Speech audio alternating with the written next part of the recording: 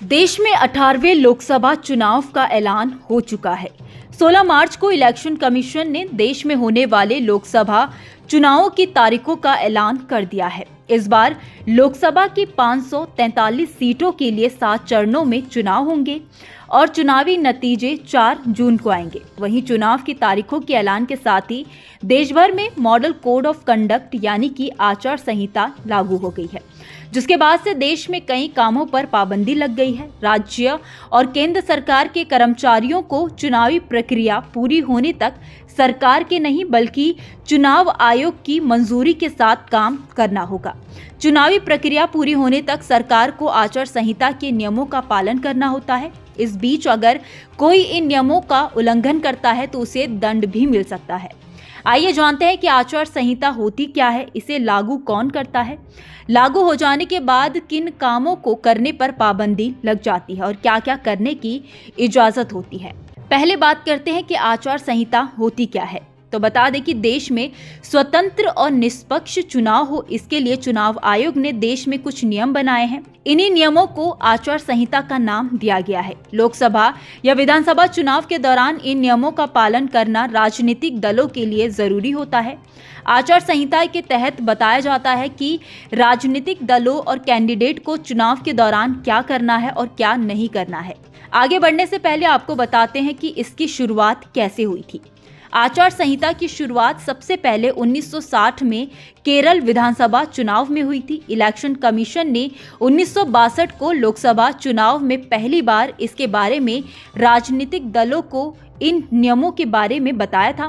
1967 के लोकसभा और विधानसभा चुनाव से आचार संहिता की व्यवस्था लागू हो गई थी। राज्य और केंद्र सरकार के कर्मचारियों को चुनावी प्रक्रिया पूरी होने तक सरकार के नहीं बल्कि चुनाव आयोग के कर्मचारियों की तरह काम करना होता है। चुनाव पूरा होने के बाद आचार संहिता को हटा लिया जाता है। अब आपको बताते हैं कि आचार संहिता के दौरान किन किन चीजों की मनाही होती है। इस दौरान मंत्री सरकारी वाहनों का इस्तेमाल भी सिर्फ अपने निवास से ऑफिस तक जाने के लिए कर सकते हैं। सरकारी खर्च पर मंत्री इलेक्शन रैली नहीं कर सकते हैं। चुनावी रैलियों और यात्राओं के लिए इनका इस्तेमाल नहीं हो सकता। पेंशन फॉर्म जमा नहीं हो सकते हैं। नए राशन कार्ड नहीं बनाए जा सकते हैं। किसी भी काम का नया ठेका नहीं दिया जा सकता है। किसी नए काम के लिए टेंडर भी नहीं खोले जाएंगे। आचार संहिता लागू होने के बाद सार्वजनिक धन का इस्तेमाल किसी ऐसे आयोजन में नहीं किया जा सकता है जिससे किसी राजनीतिक पार्टी को फायदा पहुंचता हो। सभी तरह के सरकारी घोषणाएं, लोकार्पण, शिलान्यास जैसे कई तरह के आयोजन नहीं किए जा सकते हैं। लेकिन अगर पहले ही कोई काम शुरू हो गया है तो वो जारी रह सकता है। मंदिर, मस्जिद, चर्च, गुरुद्वारा या किसी भी धार्मिक स्थल का इस्तेमाल चुनाव प्रचार के लिए नहीं हो सकता है। आचार संहिता में सरकार किसी भी सरकारी अधिकारी या कर्मचारी का ट्रांसफर या पोस्टिंग नहीं कर सकती है। अगर मान लीजिए कि ट्रांसफर करना बहुत जरूरी हो तो चुनावी आयोग की परमिशन लेनी जरूरी होती है।